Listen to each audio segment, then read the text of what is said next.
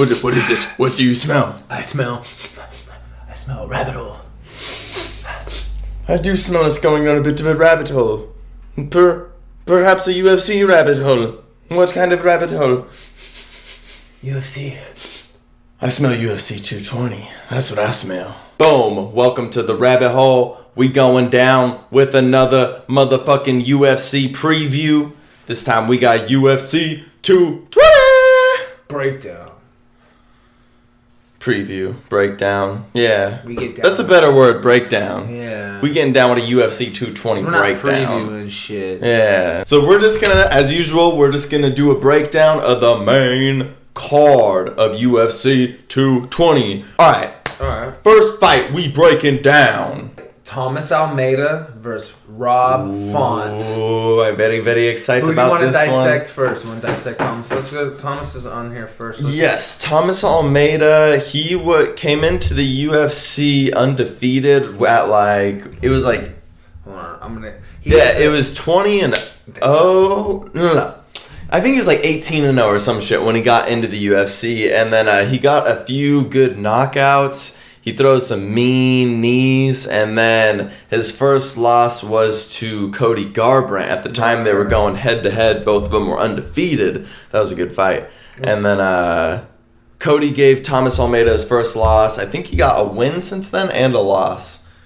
Yeah, he got a win against Albert Morales and then a loss to Jimmy Rivera, who's like this close to fighting for the title. So he's been in the UFC. He's had 1, 2, 3, 4, 5, 6, 7 fights in the UFC, and he's won 5 of them. Not bad at all.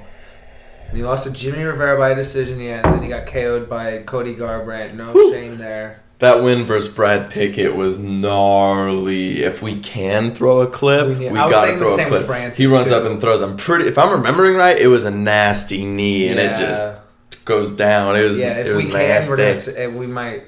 And we'll pull that clip right now. We also seen Francis's. Yeah, it's his fucking uppercut too. Yeah. We also seen Brad Pickett lose to Uriah Faber in Sacramento. Right. Yeah, Brad Pickett. Damn, yeah, he's just flying in everybody. God damn. That's why I said he has nasty knees. So Thomas Almeida, he is only 26 and he's a 135. So this is bantamweight, and he's a Brazilian with a brown belt in Brazilian Jiu-Jitsu, and he's a legit Muay Thai kickboxer. Bantamweight is in the running for one of the best divisions right now. They've just kept coming up ever since Cody got the belt, beating Dominic, and now TJ's champ again. And you got Jimmy Rivera right there, Marlon Moraes, Thomas Almeida, who else is on there? 135 has become pretty fucking stacked. Rob Font is a fucking purple belt in Brazilian Jiu-Jitsu.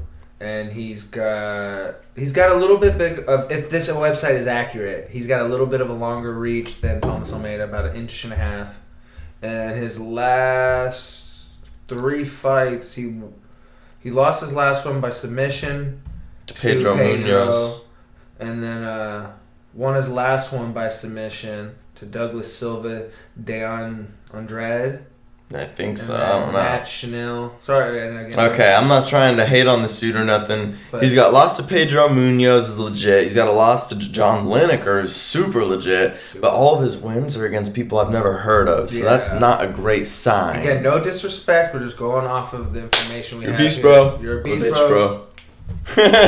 So I just think that Thomas Almeida's higher level, dude. I'm gonna have to go with that. Yeah. So I'm gonna have to say Almeida by knockout. What round you got? I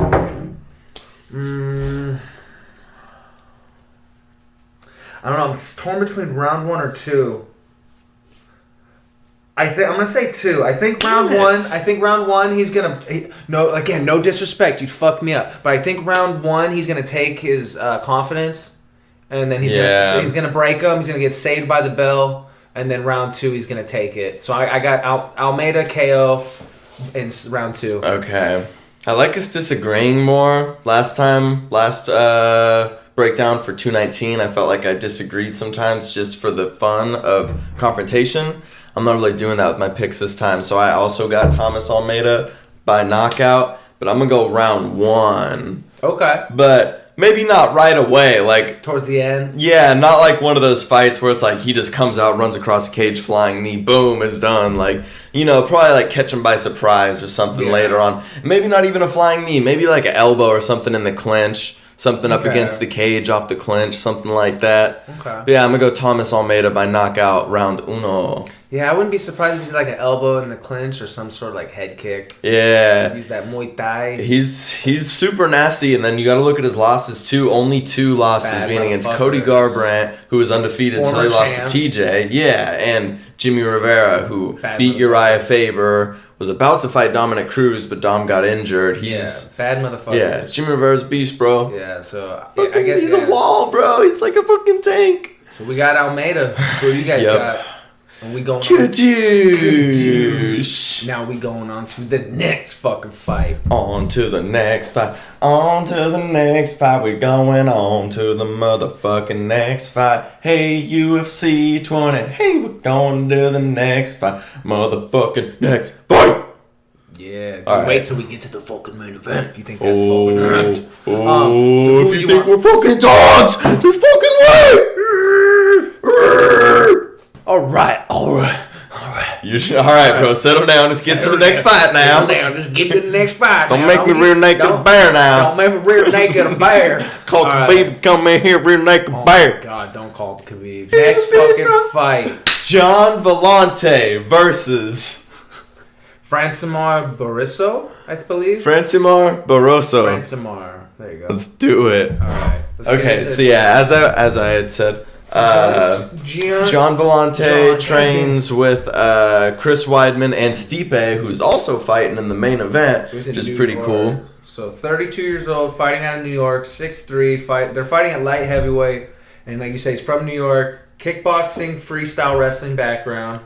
All right, and his record. His last 3 fights is Patrick Cummings, lost a decision. Mauricio Hua, damn, he's still fucking fighting, bro. Bro, he's still in the top like 7, I think. That's top crazy. 7 or 8. You get it, bro. He fucking get it, Shogun. And then fucking he lost to Shogun by KO.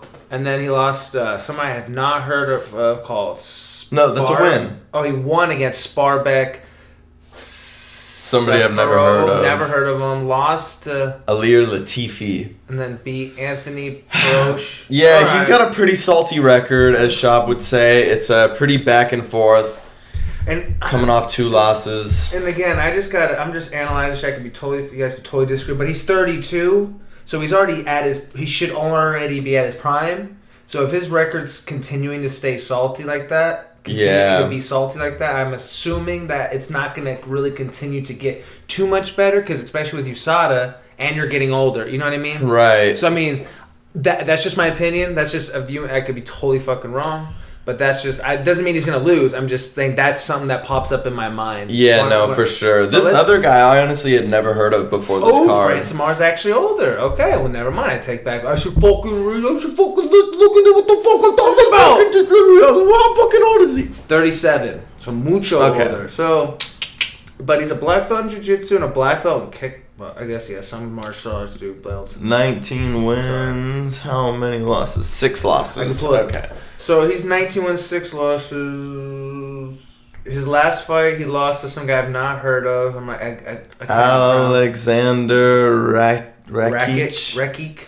Something like then that. Then he beat Darren Stewart.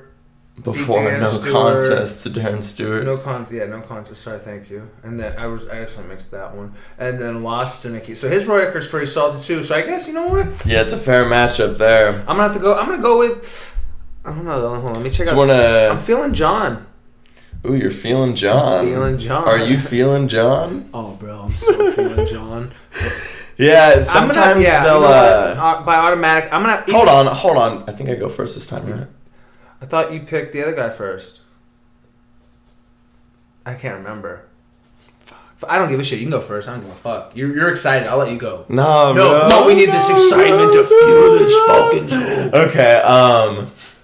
Well, I was just gonna say, like, a lot of times they'll like pair someone up who's like doing salty or something, like Johnny Hendricks against someone like Paulo Costa, who's like an up-and-comer who just destroys him so that he can make a name off him. This is the one time where I actually feel like it's actually pretty fair fight for a couple people with salty records. I feel like they're trying to get rid of one of these guys. Yeah, I think so too. I think one of these guys is about to get hit.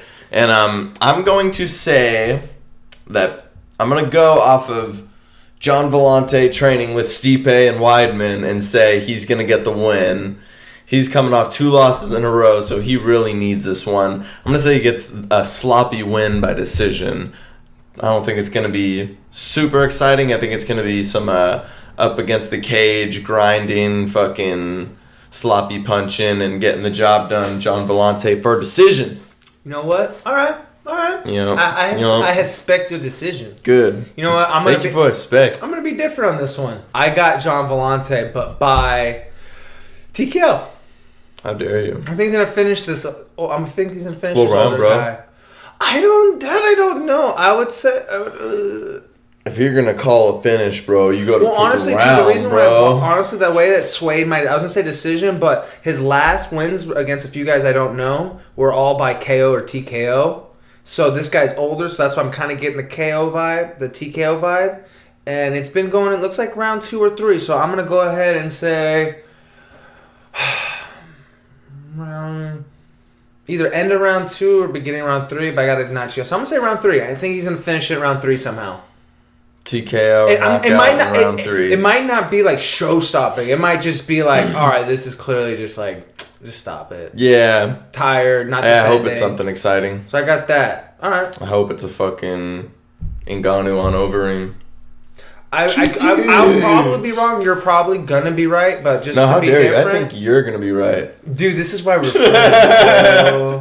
Nah, fuck that. I'm gonna be right, bro. Yeah, fuck your pick. Fuck nah, you. bro. Fuck you. I take back all respect. I'm fucking holding it down over here, even though we got the same pick, just different methods. Fuck yeah. Fuck yeah. Fuck yeah. Next fucking fight. Okay, we've got Calvin Kattar. Is that how you pronounce it? Okay. So. Calvin Kattar versus Shane Burgos. I have no idea who Calvin Kattar is, so I'm sorry. I didn't either until his last fight, which was Calvin Kattar.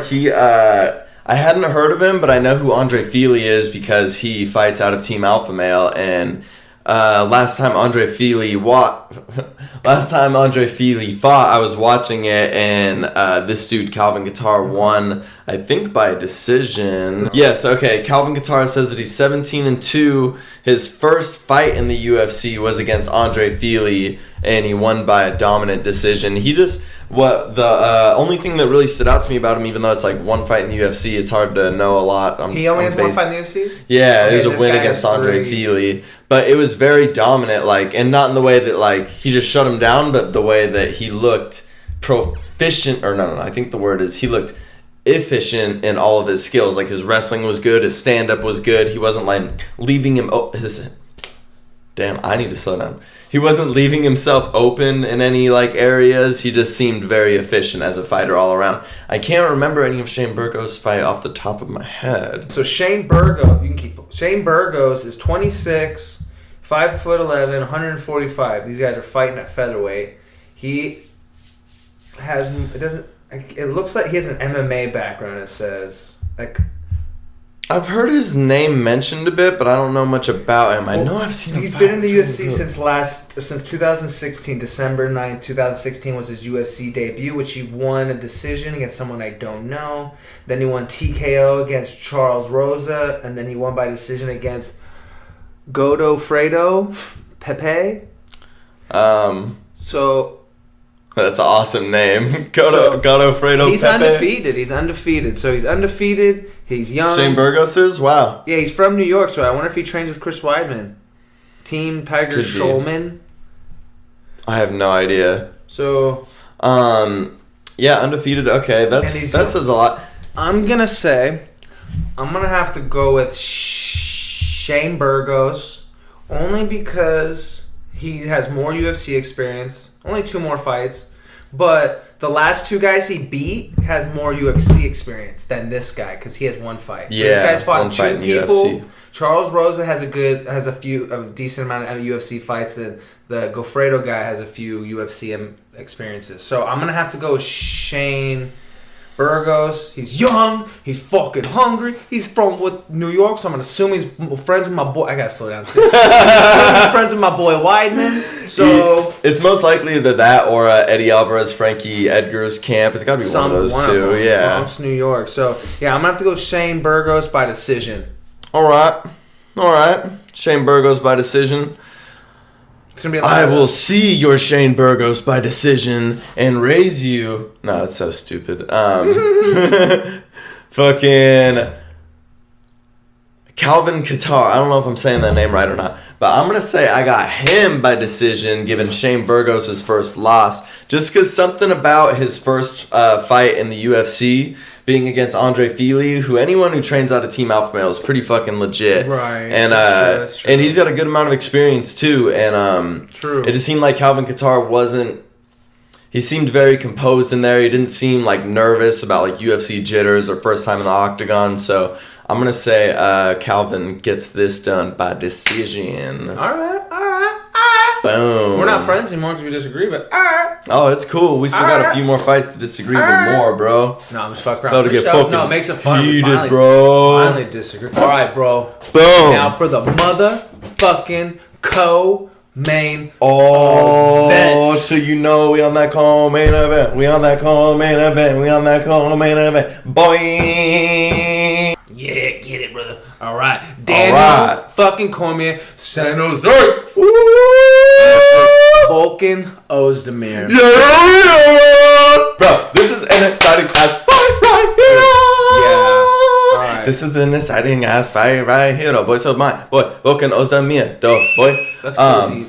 All right. Volkan Oezdemir. This fool had no fights in the UFC, came in, got a decision win over Ovin St. Preux. It was like, that's pretty cool. That's pretty cool. Right. And then comes in, gets a knock out over Misha Serkunov, who was fighting out of Canada, looking like a real prospect. I don't even think he had lost, but he got smoked by Volkan. And then everybody was just kind of joking, like, oh, ha, what if Volkan gets a title shot? Boom, goes in there against Jimmy Manawa. Skadoosh! Quick ass knockout. Boom, got a title shot. Mainly because DC, being the gentleman that he is, he put up a poll on his. He put up a poll on his social media asking the fans, because he's that kind of dude. Hard to spit my coffee out. Holy fuck.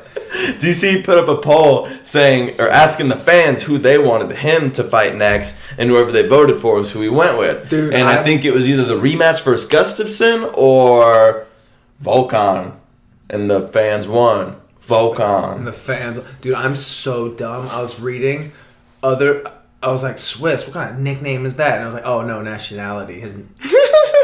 Volkan, Swiss Oezdemir. No, he calls himself No Time. So I feel like almost like we don't even need to go over DC records. DC's a monster. Most people know. Yeah, most people already know. Like he doesn't have any losses except to John Jones, and his wins are over Gustafsson. Yeah, he's beaten too many beasts to really name. I mean, like just from Dan Henderson, Alexander Gustafsson. Even from like look, Antonio Silva, Josh Barnett, Frank Mir, Roy Nelson, Patrick Cummings, Dan Henderson, Anthony Johnson, Alexander Gustafsson, Anderson Silva, and Anthony Johnson again. Like no joke. Hasn't lost. The dude's undefeated monster. Except to John Jones. And I'm gonna have to say.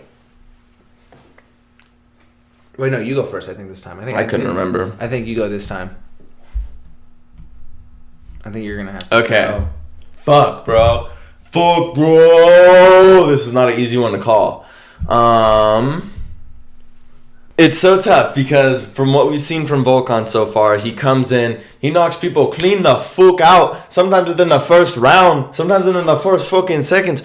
But you gotta look at DC, and I just have the image of in my head of him picking up, throwing Dan Henderson on his head, picking up, throwing Alexander Gustafsson on his head, and it's just like, he only lost to John Jones, so it's hard to go against DC at this point, but it took a roided John. It is a title fight, so that means it's going to be 5 rounds. We haven't seen Volkan go 5 rounds either. I feel like there's a little too many intangibles here for me with Volkan, even though he hasn't given me any reason not to believe in him. It's more just there's some things I haven't seen him do. So I'm going to go DC.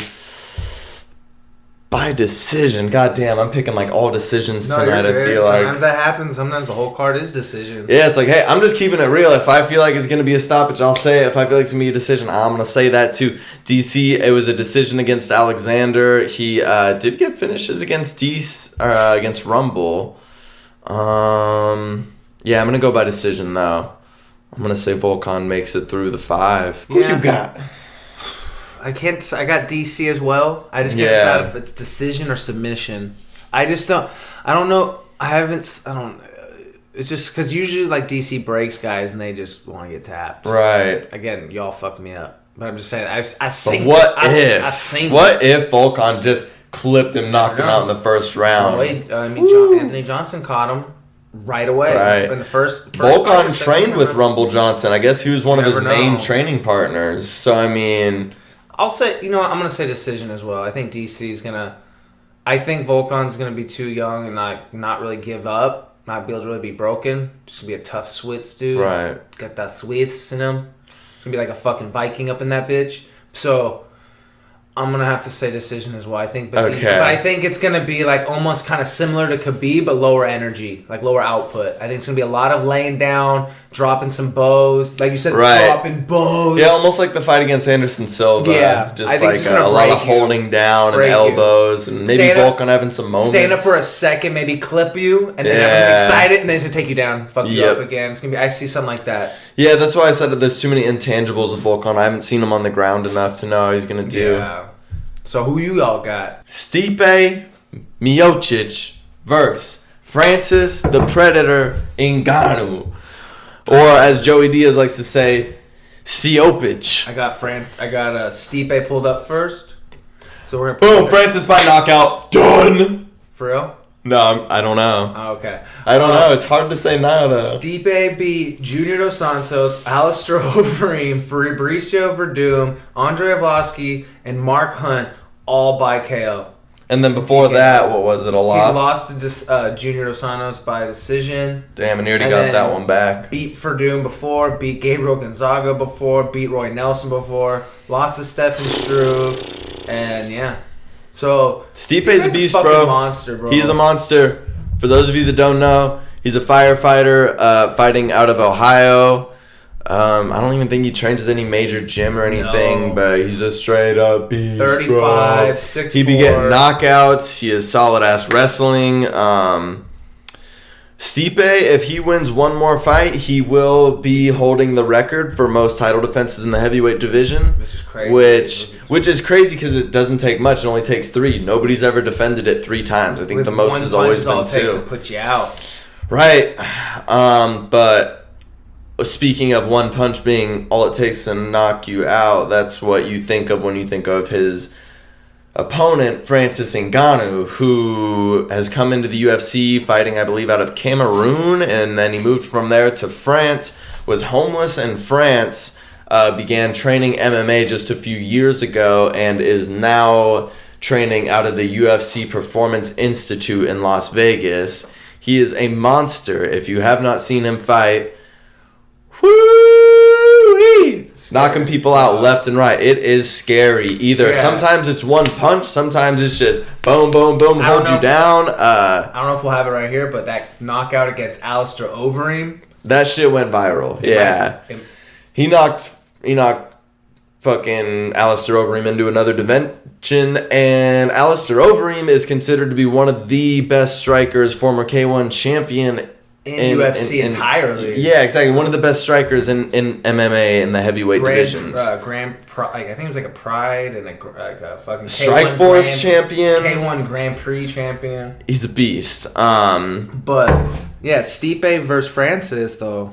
Francis Ngannou, so we haven't seen him fight a lot of wrestlers. Stipe has solid wrestling, but he did fight one dude who's a solid wrestler. His name is It's right here. This is you want Stipe or Francis? Francis. Okay. Francis Ngannou. Here it is. Okay, so he had the crazy knockout against Alistair. Before that, a very nice knockout against Andre Arlovski, which didn't even seem like it clipped him like majorly, but it's all it takes. He was out. A win versus Anthony Hamilton, he's got a submission against Anthony Hamilton, who was a really good wrestler. And a win versus Bohan Mihalkovic, who I hadn't really heard of. And then he had a TKO win over Curtis Blades, who's another fucking really good wrestler. And it was a doctor stoppage. Like Curtis Blades' eye was just fucking swollen so much that it's like second or third round they just stopped that. Yeah, so like the dude wins in a lot of different ways. It's not just always knockout or always decisions. Yeah, exactly. He's, from what I've heard on people on MMA podcasts, he seems to be a real prodigy and student of the game. Like, he'll see somebody do something and he wants to know how they did it. I guess he came up to Mighty Mouse after he got that suplex armbar, that Mighty Whiz bar, whatever Demetrius Johnson's calling it. I guess Francis came up to him and was like, Demetrius, what was that? What was that you did? Yeah. Like, he's hungry and wants to learn. And so far from what we've seen, he's undefeated, right? He's 31 too. He's younger. One loss by decision. Oh, and that was, I think, on another dude. Yeah. So, who you got? God damn. Francis hasn't given me any reason not to think he's going to pull off this knockout. But for some reason, Stipe's confidence in the recent press conference, he just did not seem shaken. Fuck. This is a really tough one to pick. This could really go any way. I feel like Francis could win this by knockout in the first round, shock the world, and just be on top. He could be the craziest heavyweight we've ever seen, maybe challenged only by Cain Velasquez, but I'm going to go with Stipe getting the fucking record and holding shit down. Maybe winning TKO round 4 or 5. Just up against the cage in the clinch, maybe on the mat, just elbows, fucking beating him down. Maybe, maybe he hasn't experienced someone, because you don't want to, let's face it, you don't want to stay on the feet if you're fighting Francis Ngannou. So if I was in Stipe's corner, I don't know shit. Clearly, I wouldn't be in his corner, but I would be like, yo, you need to get this off the feet, because that shit can end at any second. That's a good point, too, because Francis will probably get tired quicker, if I had to assume, because of the muscle mass. Maybe. Yeah, so it's like we haven't seen it, but who knows? It's gonna be. It's hard to picture it though because he's so big. But yeah, it's hard to picture it, but I feel like Stipe is. If anyone's gonna do it, it's probably gonna be Stipe. And I got him taking him into the 4th or 5th round, and getting that stoppage somehow. Okay. TKO. Maybe I don't know if Stipe's even gotten any submissions. Crazy. Fuck. Right. Well, I don't know, dog. Who you got? This is a crazy one. Like I said, I feel like you could go anyway. I can really see Francis knocking him out. Yeah. But I also can see Stipe using footwork and then using cage and footwork. But any punch, it feels like he can knock you out because that uppercut he hit Overeem with didn't even look like he put too much, like he didn't really cock it. Right, that's the thing. Yeah, Stipe's got knockouts too. They might not be as showy as Francis's have been, but they're definitely he's got knockouts aside from just Verdum running at him, I want Stipe to win. Did you see Stipe versus Mark Hunt? Yeah. There were people who... Mark Hunt can knock people dead, People were, mad that didn't get stopped sooner because Mark Hunt, the next day, even the press conference after, he looked so messed up, his face and everything, Stipe just hung in there and just beat the fuck out of him for, I think, 3 rounds or whatever it was. Maybe it was a 5-rounder.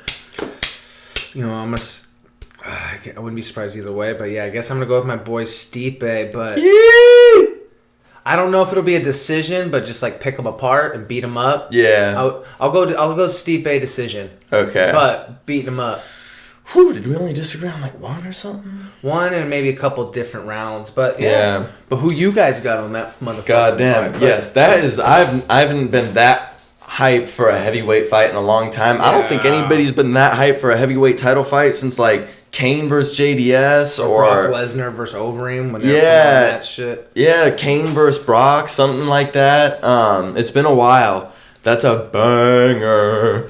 Well, that's our fucking UFC 220 breakdown. Thank you guys for checking out this video. We love y'all. See y'all next week. We out.